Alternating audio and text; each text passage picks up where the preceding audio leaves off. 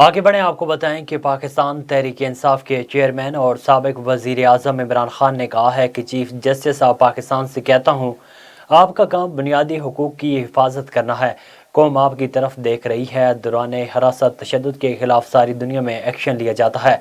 अगर आप नहीं तो कौन हमारे बुनियादी हुकूक की हिफाजत करेगा। पाकिस्तान तहरीक इंसाफ का लॉन्ग मार्च अपनी मंजिल की जानिब गामजन है। इस दौरान सख्त सिक्योरिटी के इंतजाम किए गए हैं।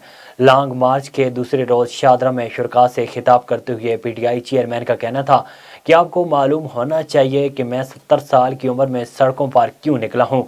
मुझे किस चीज़ की कमी है। मैं इस्लामाबाद का सफ़र सिर्फ एक वजह से कर रहा हूँ, क्योंकि आप मेरे बच्चों की तरह हैं और मैं चाहता हूँ कि आपकी तरबियत हो और पता चले कि आज़ादी क्या चीज़ होती है।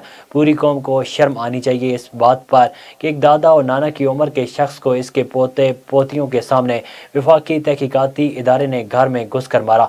इसका कसूर सिर्फ ये था कि उसने आर्मी चीफ पर तनकीद कर दी।